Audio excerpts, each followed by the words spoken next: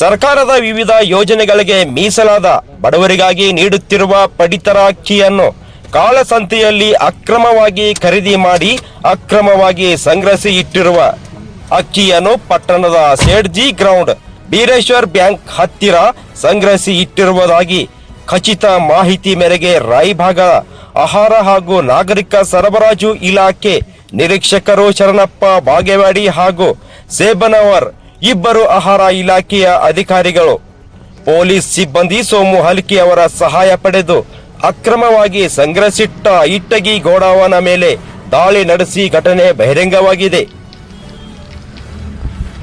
ದಾಳಿಯಲ್ಲಿ ಪತ್ತೆಯಾದ 30ರಿಂದ 35 ಅಕ್ಕಿ ಚೀಲಗಳನ್ನು ಅಧಿಕಾರಿಗಳು ಸುಮಾರು 2,000 ಕೆಜಿ ಅಕ್ಕಿ 60,000 ಮೌಲ್ಯದ ಪಡಿತರ ಅಕ್ಕಿ ವಶಪಡಿಸಿಕೊಂಡಿದ್ದಾರೆ.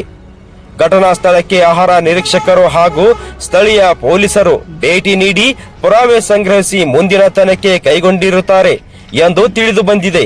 ಸರ್ಕಾರಿ ಯೋಜನೆಗಳ ಅಕ್ಕಿಯನ್ನು ಪೊಲೀಸರ ಹಾಗೂ ಆಹಾರ ಇಲಾಖೆ ಮತ್ತು ಜನರ ದಾರಿ ತಪ್ಪಿಸಿ ಅಕ್ರಮವಾಗಿ ಸಂಗ್ರಹಣೆ ಮಾಡುತ್ತಿದ್ದವರಿಗೆ ಕಾನೂನು ರೀತಿಯ ಕ್ರಮ ಕೈಗೊಳ್ಳಲಾಗುವುದು ಎಂದು ಆಹಾರ ಇಲಾಖೆಯ ಅಧಿಕಾರಿ ಶರಣಪ್ಪ ಬಾಗೇವಾಡಿ ತಿಳಿಸಿದರು.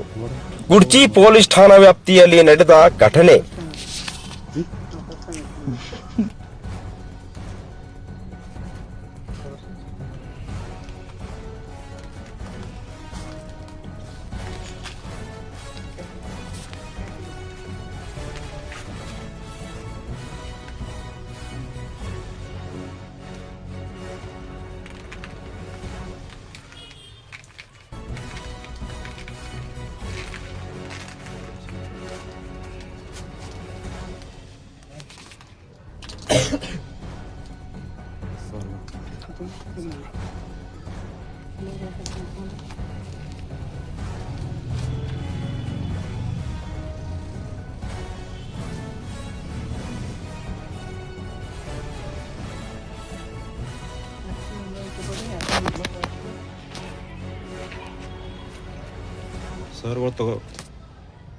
ಸರ್ವತ್ತು ವಿಡಿಯೋ